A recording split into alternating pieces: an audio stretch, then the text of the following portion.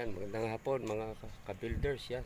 Shout out sa mga yung mga sumusubok pa rin yan. Nabigyan natin ng idea yan. Kamenos na sila ng maraming malaking gastos sa materyales sa pag-iislab. Yan, diretso kisame na. Tinuturo natin yan one by one. Kita sa mga videos yan. Makikita nila kung paano siniset up yung tubular, after tubular, pintura, bago mag-insulation, magsahig, bago magsahig, insulation yan. At yung paano nun, paano ang pag-aanilyo, U-bar para wala nang kahirap-hirap sa pag-aanilyo. Shoutout kila Ma'am Jem, yan, kila Ermat sa Bacoor, yan. Kay Utol pala, kay Utol Nail sa Batangas. Belated happy birthday ng ating Utol.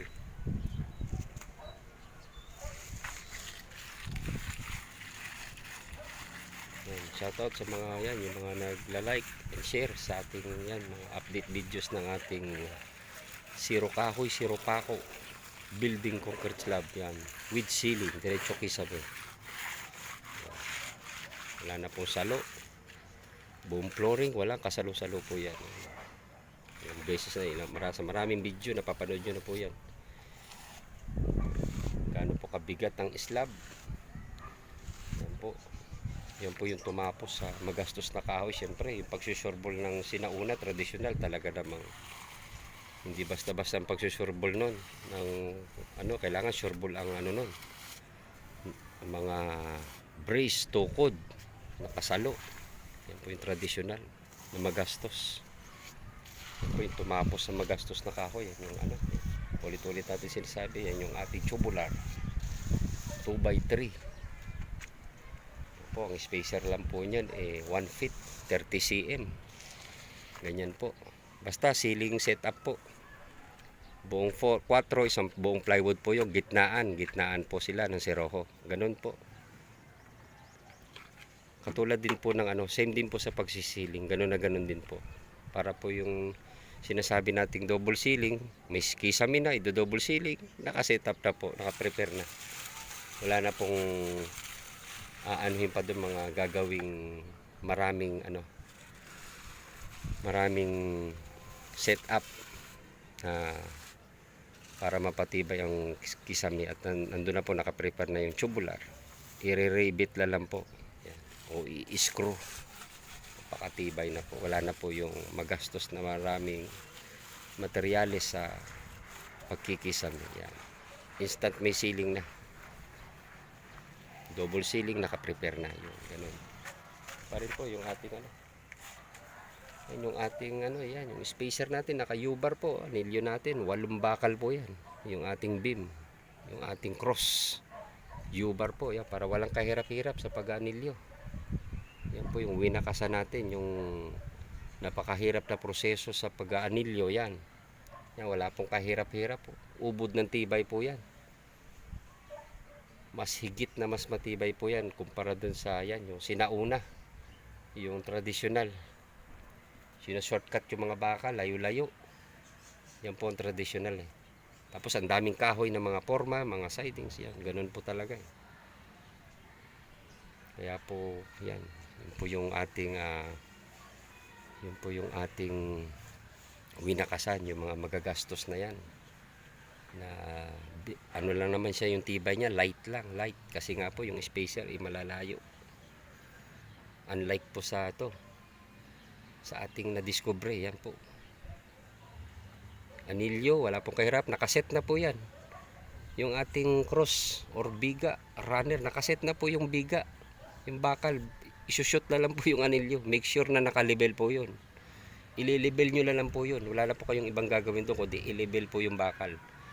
Bago po mag-anilyo na walang kahirap-hirap, yan po naka-U-bar.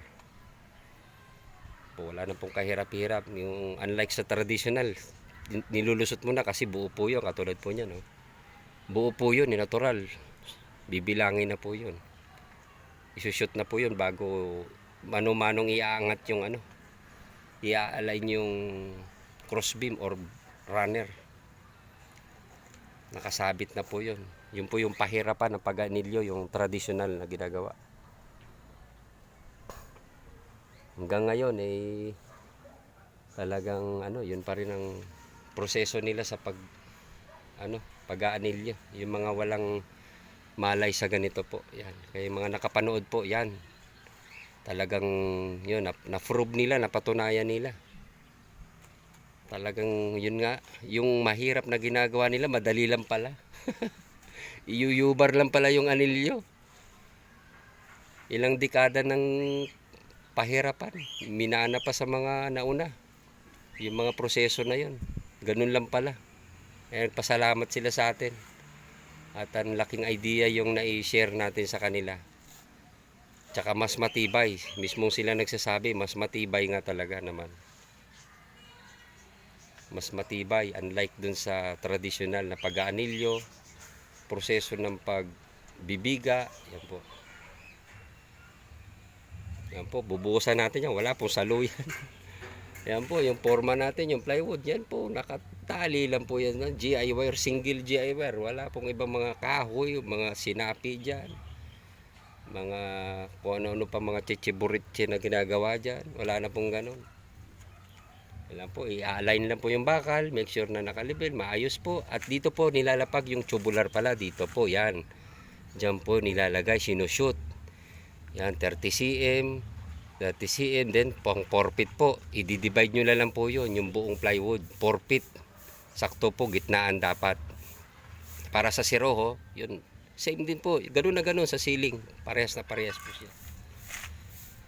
Kung paano po pag-setup na ceiling, siroho, gitnaan, ganun din po. Ito po, tubular na, mas matibay pa po yan sa metal paring. Di ba, parts, no?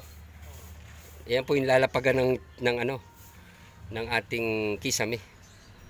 Doon po sa sinauna, sa traditional, nakahang po yun, di ba? Nakababards, nakahang yun. Metal frame. Nakahang yun. Kailangan po, sureball ang paghahangir po nun. Yung traditional na pagkikisame na yun, hindi po basta-basta yun. Pag nagkulang kayo ng hangir dun, bagsak yun.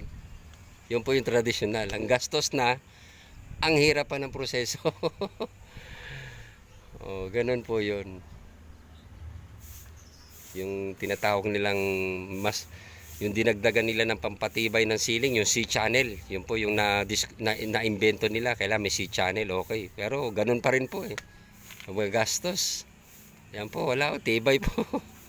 Ubod ng tibay po dun sa dinagdag nilang materyales na para dun sa pagsisiling, yung C-channel.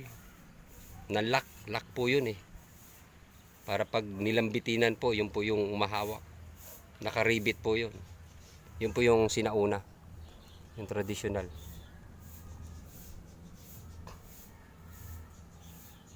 Yan po. Yan. Yung mga yan, pinapakita po natin, sinishare po natin yan, no? Paano mag-anilyo, yan. Ganyan po, U-bar. Kung ano pong sukat ng biga nyo, ganun po, naka-U. Wala pong kahirap-hirap kayo magbiga. Yan. Dapat po yan, 3 inches po ah. Huwag layo-layo, dapat. Ganyan po. Alam nyo na po yan kung anong ibig sabihin ng ganyang spacer, kung gaano siya katibay, kung gaano siya katindi, kung gaano siya kaigting, yung igting po, kung gaano siya ka-heavy. Talagang kaya po bakit walang salo. Bakit walang salo, walang tukod? Kasi ganyan nga po yung spacer ng distansya ng ating anilyo. Kaya sobrang, yan po, oh, sobrang igting, sobrang tigas po niya, no? Hindi nyo po mabababayan, no? Sobrang tigas po niyan. Unlike po doon sa layo-layo, maluwang po. Alam niyo naman po yun. Maluwang yung yung anilyo. Kasi sinauna po yung gawa eh. Mga traditional. Ganun po talaga. Lalo na sa mga yan, mga urban areas. Yan, ganyan po. Sa mga privates, minsan ganun din. Makikita natin sa mga housing. Layo-layo rin yung anilyo ng poste, biga. So, dadaanin lang po sa pini, sa pintura, sa tiles. Pero yung laman ng loob ng structure ay talaga namang eh. Kaya pag nagkakaroon ng magnitude, Yun po, nagka-crack yung mga ano, tumatabingi yung mga poste.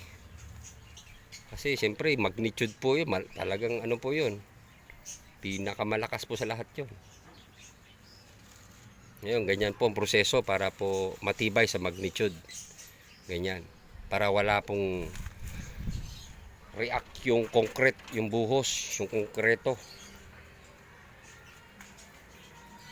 Tsaka wala pong mahuhulog na semento. Kasi nga po, salon-salo siya, busog na busog siya sa anilyo. Kaya ganun po magiging tendency niyan. Yun po yung magiging reality niyan. Wala na po kayong pagsisisihan pag ganyan pong proseso. Pag binuhusan na po yan, wala na po kayong panghihinayangan.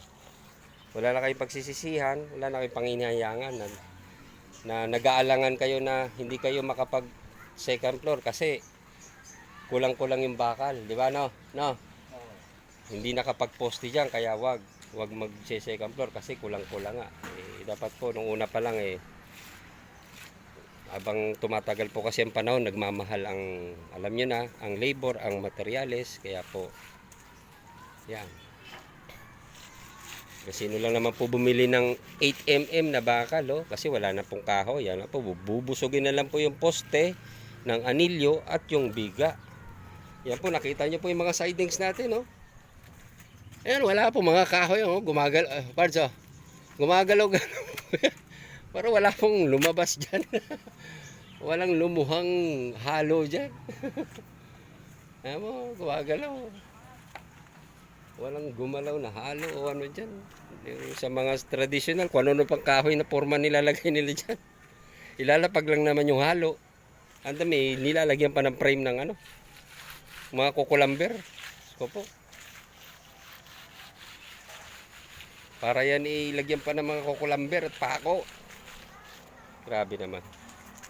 Napakatagal po no. Ayan po. Tatabas lang tayo ng ano. 4 po yan, oh. Lampas nyo na para sigurado. Guguhitan lang naman po yun. Kukunin nyo lang yung 4. Yung 4 inches na buhos. Yan, ganyan po yan. Mga ka-builders, mga ano, yan. Ka-concrete slab, no more nails. Yan, ganyan po. Yung pahirapan po na ginagawa sa ano, traditional. Yan po. Ganyan lang pala kadali, sabi nila. Kaya natutuwa po sila, yung mga yan, yung talagang mga nakapanood at nakita nila yung proseso. Ganun lang pala. Mas matibay pa. No, Pards, no? Mas matibay pa. Kaya ano yan, nakameno sila ng malaking ano, malaking materials. Nawala yung kahoy at yung pako. Yan. Final na po ng ating flooring pala. Yan. Yung ating flooring. Yan. Ang sukat po nito ay 4 by 7 meters po. Yan. Except lang po itong hagdanan. Siyempre hagdan po eh.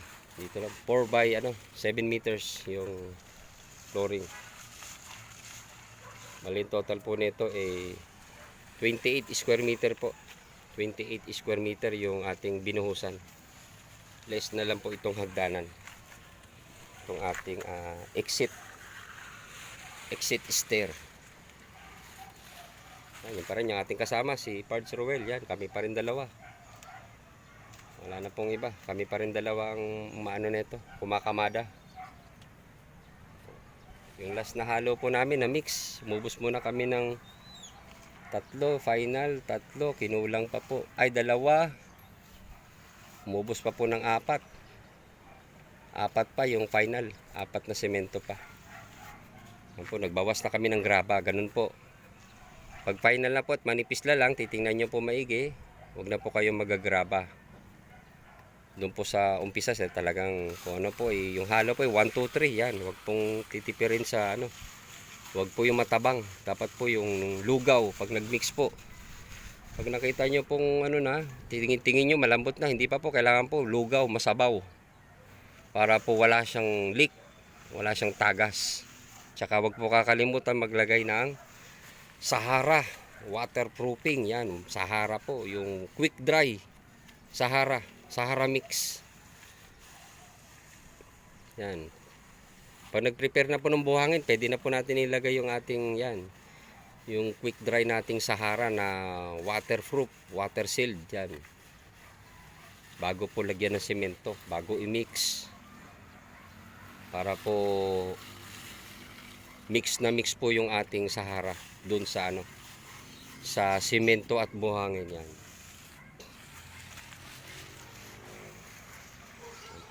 Final na po, tapos na yung ating buhos. Tinitinis lang po, ganyan po tayo magano. Hindi po wrap, pagbuli po niyan, yan, papakatasan pa po yun para po maganda ang flooring. Pakatas po para maganda po ang flooring, hindi po magaspang. At madali walisan po. Kahit walis tambo o yung brush na walis, maganda po walisan. Tsaka hindi magaspang sa paa. Yan, dapat po after buli, rodela, yan po. May rodelang bakal kayo, okay. Kung wala po, yan, kutsara po. Papakatasan lang po yan para maganda po yung ano, quality ng flooring. Huwag po yung binubuli lang tapos iiwan. Tapos sasabihin, itatiles naman daw. Ang hirap po ano yun, walisan. Yan, ganyan po dapat. After buli po, maya po, papakatasan na po yan. Papakatasan na po. Maglalagay lang ng plywood. Plywood po. Plywood, atras.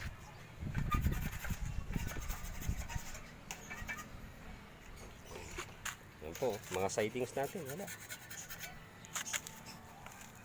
DIY, yan po, pinapakita natin palagi paano. Susukat lang po, 4, kung ano. Basta susukatin po. Kung okay lang po kung lampas, okay. Basta kunin nyo lang po yung number 4. Kung ano po yung klebe doon. Yan lang po kasimple yan. Wala pong lumobo dyan. Lumobo, bumuntis. Wala po. Lumuha. Wala.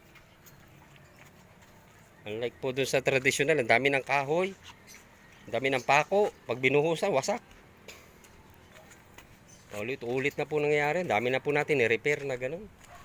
Pinaulit ng ano, nagpagawa.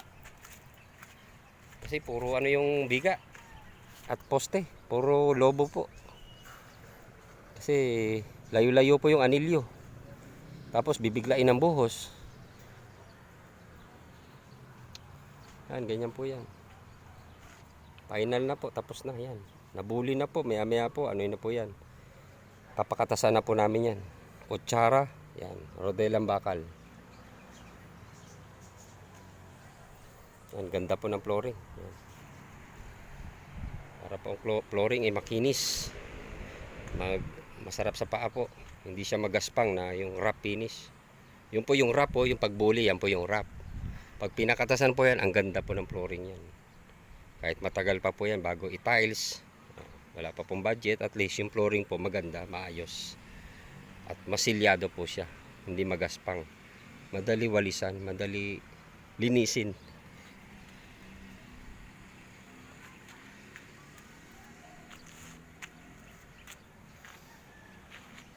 Shoutout sa mga parts pa rin natin dyan, yan, sa ano, sa mga utol ko, sa yan, sa ano, Kalamba, kay Jane, sa Lancaster, kay Stephanie, yan, shoutout sa mga utol, sa mga parts natin, yan, mula Santa Maria,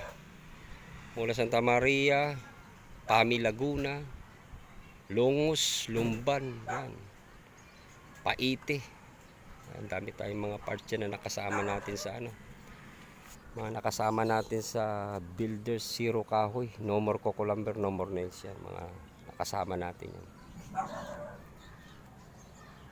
Diretso kisame. Tapos na ang kisame bago magbuhos. Goodbye na po sa magastos na traditional na pag-i-slab. Wala na pong ganun. Na maalam na po tayo dun sa magastos na yun, na masyadong pinahirapan na.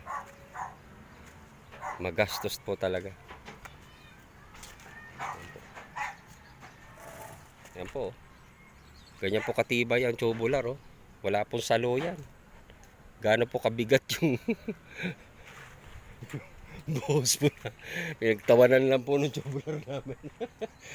Pinagtawanan lang po. Basta spacer po. Ganun na. 30 cm. Depende po. Kaya naman po 40-40. Okay po yun. 40-40. Basta po buong plywood. Gitna. Ganun lang po. Si Rojo. Yan po. Make sure na naka-straight po yung mga tubular bago po maglagay ng sahig. Yan po. Make sure. O, copy na po yun. Alam na po yun. Para ka lang nagsiset up po ng bubong. Ganun. Dapat diretso syempre. At dapat po pag naglagay ng pamakuan, text screw kung bakal, ay di nakasentro po pag ginuhitan, hindi tabingi yung ano, tabingi yung mga parlina o yung tubular na gagamitin sa pagbububong. Ganun din po dito. Bago po yung sahig natin, yung kisame, wag po kakalimutan ni black screw. Yan, lalak lang po kung ilan gusto nyo. Bago mag-insulation, yung ating double-sided, kung 5mm, 10mm, pwede po. Yan po, yung mga sumusubok na gano'n sa atin, nag-message yan. Papasalamat na ano yan. Talagang ano, buti na lang eh, napanood nila yung ating ano, papasalamat sila at nakita nila at binigyan natin ng guide. Ganun lang pala, napakadali lang pala, walang kahirap-hirap daw. Unlike dun sa sinauna, talaga madugo. Madugo na nga yung ano, materyales. Madugo pa yung pagle-labor, yun wala na. Pati sa forma, yan. Wala pong kahoy o pako na nakatusok dyan, wala po. Kahit bulok na kahoy, pako, wala pong makikita dyan.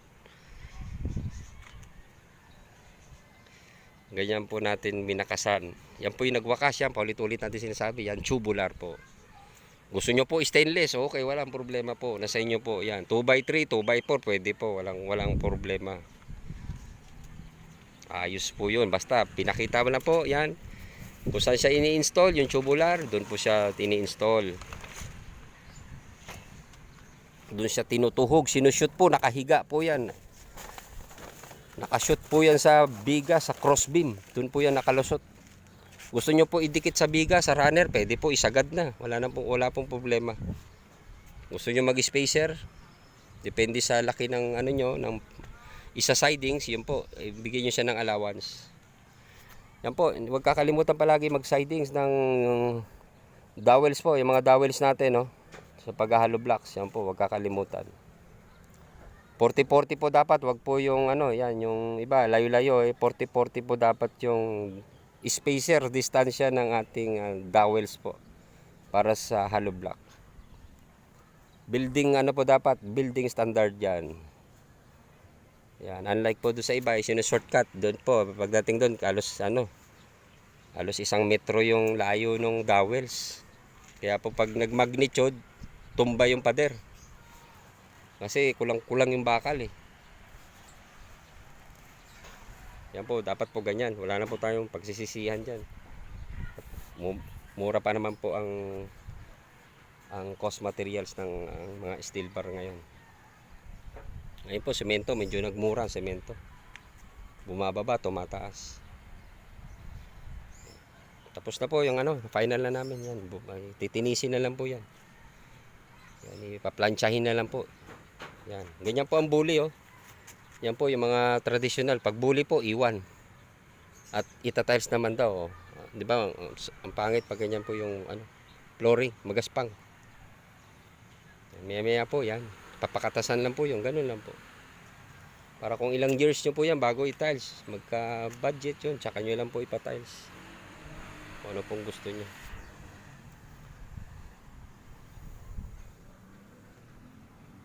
Okay na po.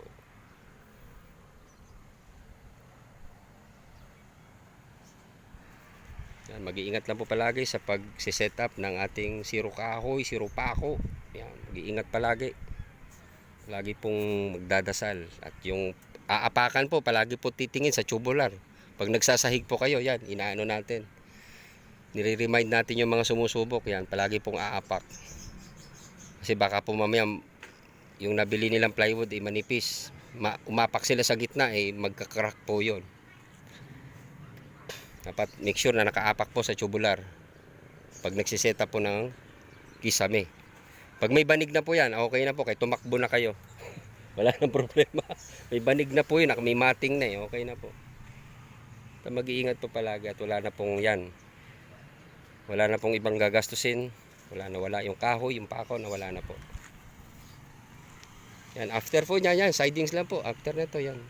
Sunod na araw, alis na po yung mga sidings niyan. Nire-release lang po yung ating single GI wire. Ganun lang. Ang ganda po ng ng flooring. Unahin po palagi pagbuhos, wag po yung sinasabi natin na paipo po, dapat paipo, hindi yung unlike po sa sa traditional po yung talagang mano-mano, hindi po ganoon. Unahin po muna yung linya, yung guide nung tanse number 4, tapos unahin niyo po yung dulo, yung 4.5 po, yung downspat. Yun po. Kung gusto niyo po 5 ang kapal, okay lang naman. Basta ang bagsak po doon 4 po para talaga namang bulusok yung tubig. Parang toilet po, flooring. Toilet flooring po. Yan. Unahin po muna mga side bago po umano doon. Yan, bago na po mag-tapping doon. Magbe-base po muna. Babalutin yung yung insulation at banig. Yan, tatabunan po muna yan sabay-sabay para wala na pong nakikita bago po yan ipa-final. Hindi kagaya sa traditional tapos gusto nila isang araw tapos na. Hindi po ganoon. Dito iba po yung ating zero kahoy. Kahit po 3 days yan bago matapos, okay lang po yan, wala pong problema. Iba po yun, magkaiba po sila. Magkaiba po ng proseso yung sinauna at ito pong zero kahoy natin. Kalokohan yung sinasabi nila na kailangan tapusin yung halo. Katarantaduhan po yun. Dito, hindi sila uubra sa mating ng natin, ng banig natin. Yan po, pang ilan natin ba? 3 days na. Pang 3 days po namin binuhusan to. Yan, kasi dalawa lang po kami. Pero kung marami, isang araw kaya naman po Pero kasi ang challenge po dito yung pag-aakyat namin ng ng materyales, di ba? Yung gravel and sand po namin at yung semento, yan po yung medyo challenge kasi nasa 3rd floor na po ito, hindi po to 2nd floor.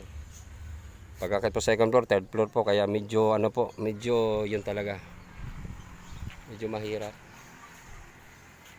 Ya. Dami na. Yan, dito pa rin.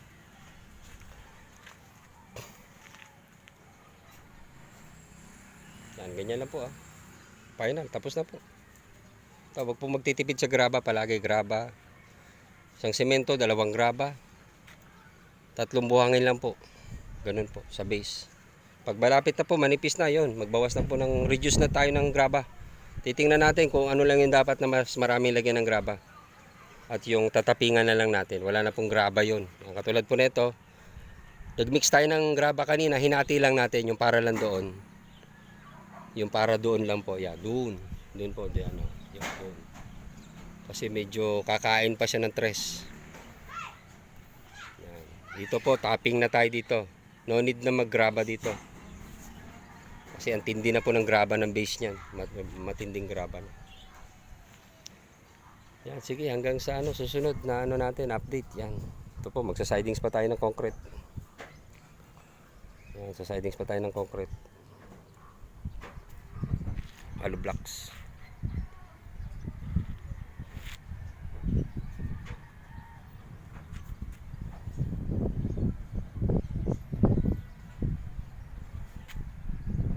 Sa susunod, salamat. Yan, ingat palagi sila. Okay.